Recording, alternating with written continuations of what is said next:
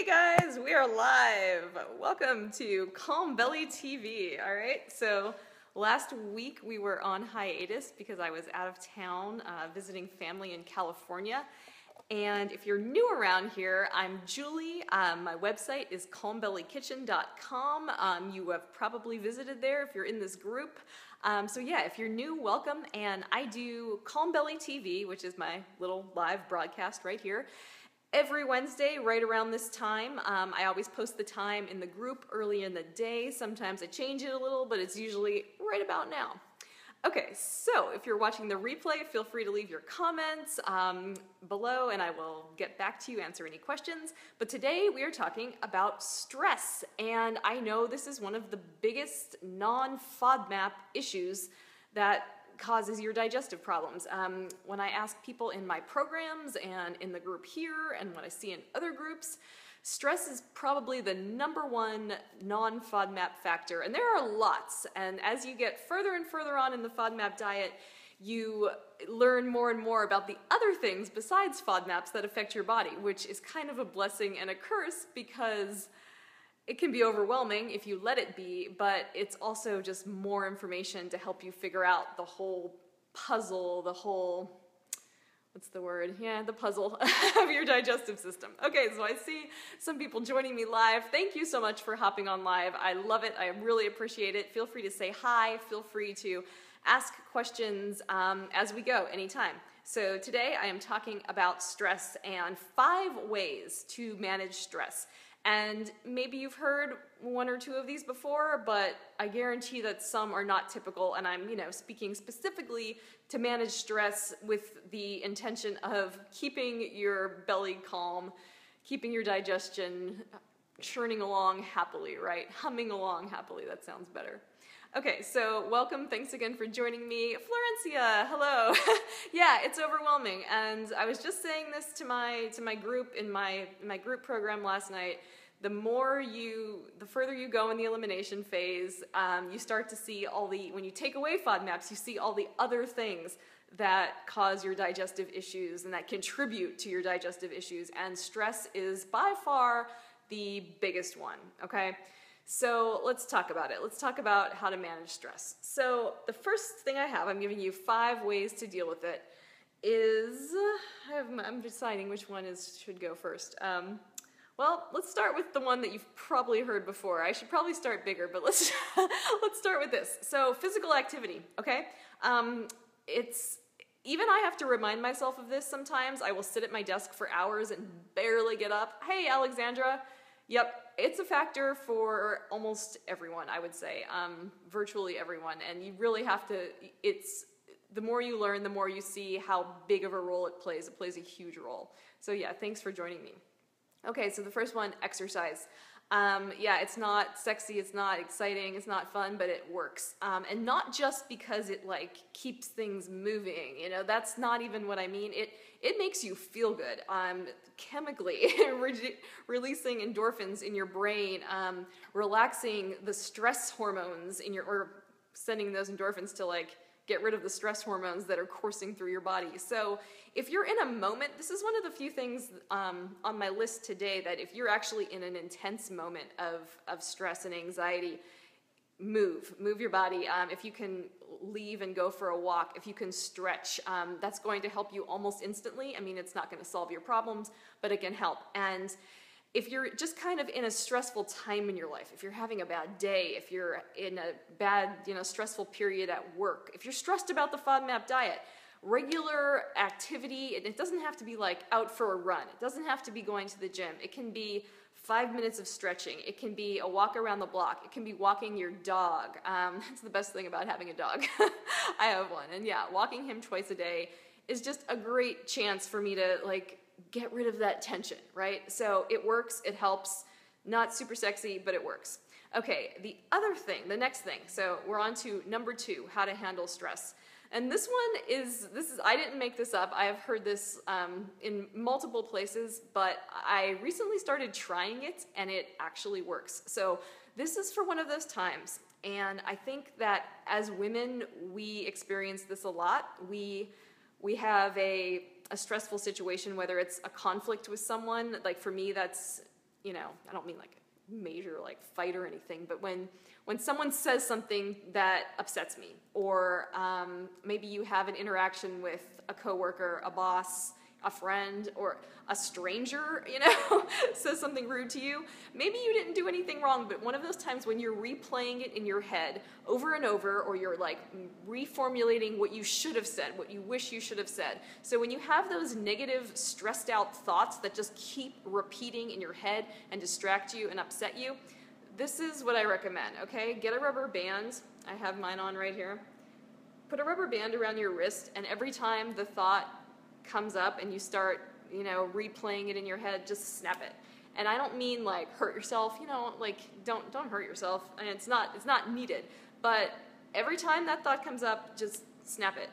And it works. It's like it's a cognitive training technique. Like, this is a research proven thing, and it actually works. And I'm not someone who like thinks that these little tricks make a difference, but I've found that it helps me, and I'm someone who can replay a conflict or a stressful problem over and over and over in my mind, and it distracts me from everything. So this actually helps. So that's something for when you just can't get those negative thoughts out of your head. Okay, so if you're joining me live, thank you. Feel free to say hi and ask questions. So we're moving on to the third way to handle stress so that you can have a calm belly, all right? And that one is, I love this one. This also works, I promise.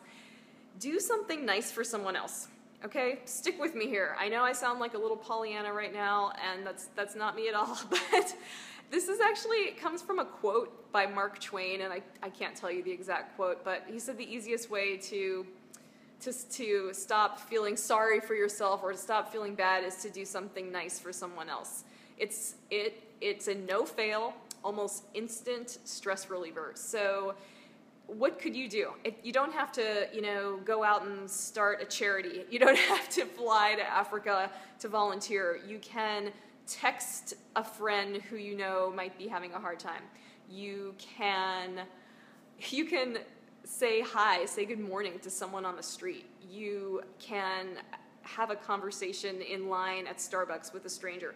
Do something nice, the smallest little thing, like tip the barista, say thank you to the person who I don't know, was picking up your trash. That's a terrible example. But maybe you see your trash guy. I don't know.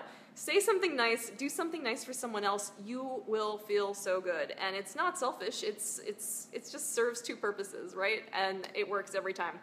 So even if you're like kind of in a prolonged stressful period, make it a point to do something like that every day. You can make it a game with yourself, and you're not only relieving your stress and boosting your own morale and your own, good feelings.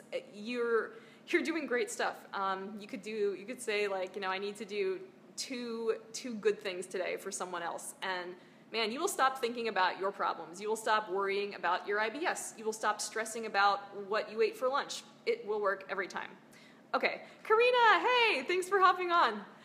So we're talking about how to deal with stress so you can have a calm belly. And so we're on to the fourth thing. And I really like this one.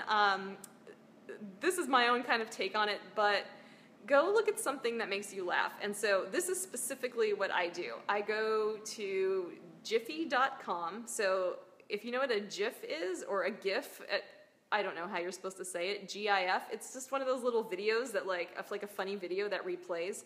Or if you're someone who likes to watch funny, cute animal videos on YouTube, that's kind of the same idea. If you like stand-up comedy, go watch 5 minutes of a stand-up comic on YouTube or on Netflix or whatever it is. Go watch the opening monologue of The Daily Show or The Tonight Show or whatever it is that you like, that you think is funny. But me, I just go to jiffy.com, and this is a site where you can download a bajillion GIFs, and I like just on their homepage, it's different every day. They just crack me up, like people dancing or like, Oprah, doing something funny. It's hilarious. It cracks me up. GIPHY.com, and like go there right now and you will just laugh, and if you're like super sensitive and offended by things, I mean, there's nothing like bad on there, but like, you know, it can be irreverent, right?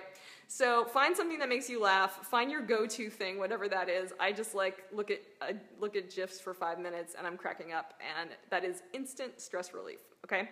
So number 5, the 5th way to relieve stress so you can have a calm belly is actually, this is kind of a what not to do. Maybe that's cheating, but if you're stressed, this kind of applies to more like, you know, if you're just having a really intense day, like let's say it's a work day and you just had a bad interaction with someone, or you're just really upset and stressed about something, don't go and eat right away. Try not to eat when you're upset, okay? I mean, if you're having a stressful day, I mean, I don't want you to fast all day, but when you're feeling like there's that, you know, stress in the pit of your stomach, your body's tense, you're upset, don't eat. That's gonna, your digestive system is, you know, your body is focused on that stress response, and you don't digest food as well. This is physical, this works for everybody, whether you have IBS or not.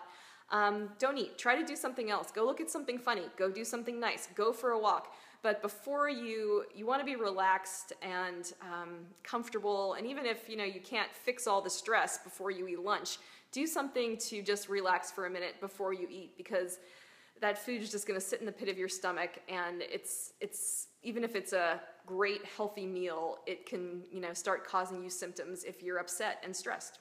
So those are my 5 tips. I'm going to recap them really quickly. If you joined me late, that's okay, and you can always go back and watch the video. I think I fixed the sound problem, you guys. So I just reloaded the Facebook app, because before, like the first minute of my videos had no sound, and I couldn't figure out why. But I think we fixed it. So no one's telling me my sound has a problem, which is fantastic. Okay, so to recap. The first way to relieve stress, exercise. The super boring, non-sexy way, but it totally works. Do any physical activity, even just breathing, stretching for 5 minutes, for an hour, whatever you've got, it helps a lot.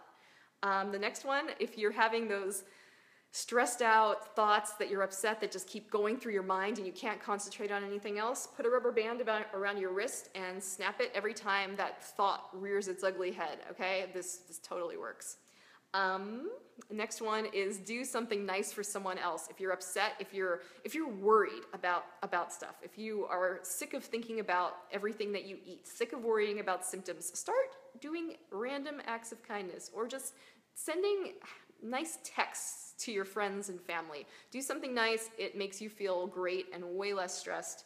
Number 4, treat yourself to something funny. I like looking at funny GIFs at jiffy.com, but whatever works for you, or even like, you know, read a novel for 5 minutes. I think, you know, laughter is a proven stress reliever, but whatever, you know, works for you to just get out of your head and relax and laugh and loosen up.